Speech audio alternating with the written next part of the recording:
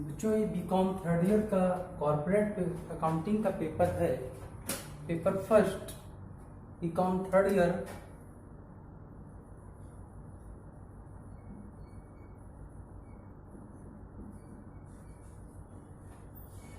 Topic है हमारा forfeiture of share and surrender of share. बेटे आप लोग अभी आपने नॉर्मल क्वेश्चन पढ़े थे, एड पर पढ़ा, एड प्रीमियम पढ़ा, और आप आगे रीड करते रहे किसी भी कंसिडरेशन विदाउट कैश यानी शेयर से पेमेंट करना, किसी भी एसेट्स को परचेज करने के बारे में कॉल्स इन एरियर पढ़ा, कॉल्स इन एडवांस रीड किया। और अब अगला टॉपिक है for features of share and surrender of share. बेटे सबसे बड़ी अच्छी पॉइंट्स वाली बात यह है कि शेयर होल्डर्स को भी पावर दिए गए हैं और कंपनी को भी पावर दिया गया है। कंपनी को भी पावर दिया गया है और शेयर होल्डर्स को भी पावर दिए गए हैं। वही पावर्स मैं यहां बताने जा रहा हूं। होता क्या है कि हमने किसी कंपनी के शेयर परचेज किए और वो कंपनी अच्छी नहीं है, सही नहीं है, हमने उसके शेयर परचेज कर लिए, तो हम चाहें उस कंपनी के शेयर की अमाउंट को रिटर्न कर सकते हैं। अमाउंट मतलब शेयर को रिटर्न कर सकते हैं, और इस रिटर्न करने की प्रोसेस को ही सरेंडर ऑफ शेयर बोलते हैं। और जब कभी कोई शेयर होल्डर्स उस कंपनी के इश्यू किए गए अंशों पर कॉल करने पर कॉल्स का पेमेंट नहीं करते, allotment, first call, second call and various calls amount not paid by share holders, in case of company has a rule, company अपने रूल के अकॉर्डिंग क्या करती है, उस शेयर होल्डर के शेयर को अपने अधिकार में ले लेती है और शेयर होल्डर्स के पावर को शून्य कर देती है, यानी उसका पावर खत्म हो जाता है। और जो भी पावर कंपनी अपने पावर का प्रयोग करती है, रूल का प्रयोग करती है, और उस शेयर होल्डर्स का उस पर कोई अधिकार नहीं रह जाता। इस प्रोसेस को हम लोग फॉरफीचर्स ऑफ शेयर बोलते हैं, अंशों का हरण, और इसे बोलते हैं अंशों का समर्पण। ये अंशों का हरण और अंशों का समर्पण। एज एग्जाम्पल के तौर पर मैं आपको समझा रहा हूं, इससे थोड़ा आपको और अच्छे समझ में आ जाएगा। एक्स लिमिटेड कंपनी है, एक्स लिमिटेड कंपनी के पास 10,000 शेयर हैं। Each cost of 10 rupees, application is 2 rupees, allotment value is 3 rupees, first call value is 3 rupees, second and final call is equal to 2 rupees। इसमें से एक mister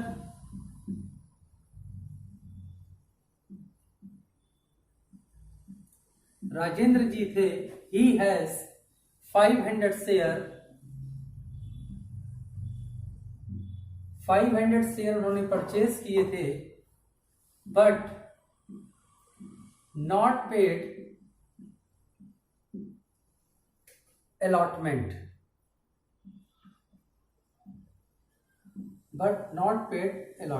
उन्होंने allotment की amount का payment नहीं किया।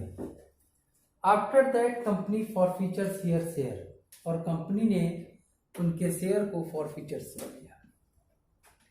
कब किया? जब सारी कॉल कर ली तब किया, क्योंकि कुछ टाइमिंग प्रोसेस में लगता है, वेटिंग दी जाती है, टाइम दिया जाता है, भैया आज आपके पास पेमेंट नहीं है, कोई बात नहीं, कल दे देना। As a same condition company आपको टाइम देती है कि 1 मंथ, 2 मंथ, 50 डेज, 20 डेज आपके पास आपको नोटिस भेजती है कि please deposited amount of allotment.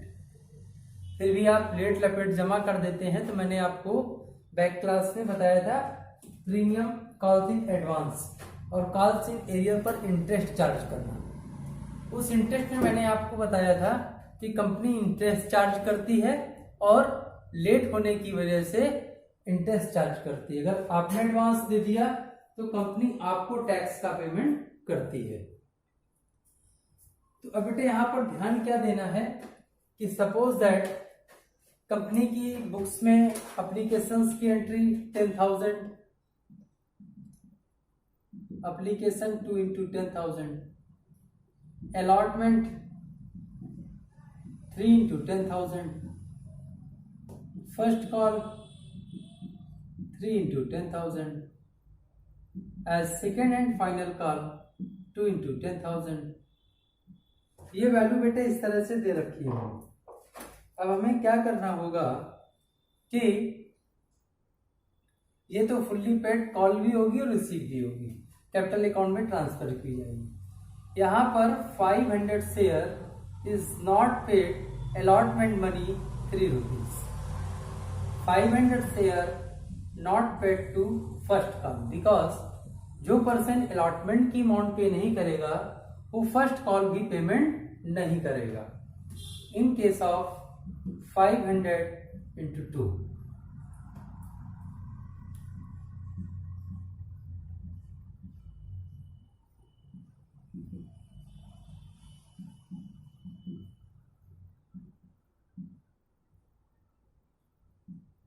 ये देखिए बेटे, यानी जब रिसीविंग की बात आएगी तो इतना पैसा हमें हर बार कम मिलेगा क्योंकि ये तो पैसे दे ही नहीं रहे और आ ही नहीं रहे। इन केस ऑफ जब ये नहीं आ रहे हैं तो मिस्टर राजेंद्र को कंपनी फॉरफीचर्स कर लेगी और जब फॉरफीचर्स करेगी तो अपनी बुक्स में उसका रिकॉर्ड करेगी। क्योंकि अगर कंपनी फॉरफीचर्स करने पर अपनी बुक्स पे रिकॉर्ड नहीं करेगी तो प्रॉब्लम होगी। फॉरफीचर्स कंपनी का नुकसान होता है। तो फॉरफीचर्स करने पर कंपनी एंट्री पास करती है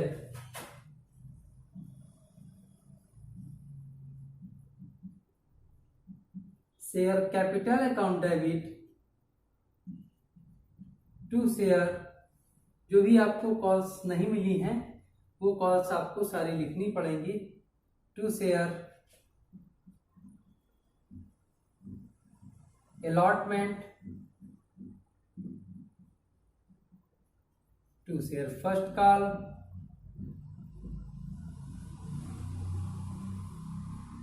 टू शेयर सेकेंड कॉल और टू शेयर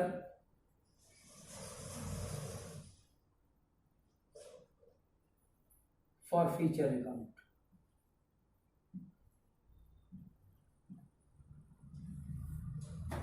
ये कंपनी अपनी बुक्स में एंट्री करती है और फॉरफीचर में 500 शेयर को फॉरफीट किया गया था।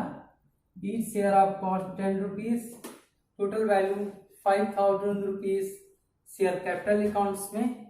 अलॉटमेंट नहीं दिया उसने 1,500 रुपीज का। फर्स्ट कॉल नहीं दिया 1,500 रुपीज का और फाइनल कॉल भी उसने नहीं दिया था 1,000 का। अब उसने पेमेंट क्या किया था बेटे, केवल एप्लीकेशन पेमेंट किया था। तो अगर हम काउंट करें तो 1,000। अब अगर आप इसको जोड़ें तो यही आना चाहिए 1 2 3 4 एंड 5,000। तो इस तरीके से बेटा कंपनी के शेयर्स को कंपनी जब फॉरफीचर्स करती है तो अपनी बुक्स में इस तरह से एंट्रियों को प्रेजेंट करती है। हाँ, एक पॉइंट्स मैंने भी आपको नहीं बताया जो बताना बहुत जरूरी है। कंपनी में अगर कहता है कि फर्स्ट कॉल के पहले ही शेयर फॉरफीचर्स कर लिए जाएं तो इन केस ऑफ फिर ऐसा करना पड़ेगा। अगर कंपनी में कहीं भी ऐसा रूल नहीं दिया है या ऐसा रूल्स एंड रेगुलेशन कंपनी ने नहीं बताया है तो फिर हम जब सारी कॉल्स हो जाएंगी अलॉटमेंट के बाद ही इस कंपनी के शेयर को फॉरफीचर्स करेंगे। एक बार मैं इसे शॉर्ट से फिर से बता देता हूं। कंपनी का करंट फॉरफीचर्स का मतलब होता है जब कंपनी किसी अंशों को फॉरफीचर्स कर लेती है, अपने अधिकार में ले लेती है और शेयर होल्डर्स ने उसकी ड्यूज कॉल का पेमेंट नहीं किया होता है तो उसे हम फॉरफीचर शेयर कहते हैं। सरेंडर ऑफ शेयर जब कंपनी शेयर्स का पेमेंट कर देती है, जब शेयर होल्डर्स कंपनी को उसके अंशों को वापस करता है, स्वयं जाकर वापस करता है, इस वापस करने की प्रक्रिया को हम लोग सरेंडर ऑफ शेयर कहते हैं। अब इसमें जो अंशों का समर्पण होता है अंशधारी अपनी स्वेच्छा से करता है, और जो फॉरफीचर्स होता है ये कंपनी अपनी इच्छा से करती है, वो अपने रूल एंड बायलॉज के अकॉर्डिंग करती है, और इसका प्रयोग अंशधारी के द्वारा पेमेंट न किए जाने पर ही इसका हरण किया जाता है। आज की क्लास में इतना ही, बाकी नेक्स्ट क्लास में फिर हम लोग डिस्कस करेंगे अगले पॉइंट के लिए।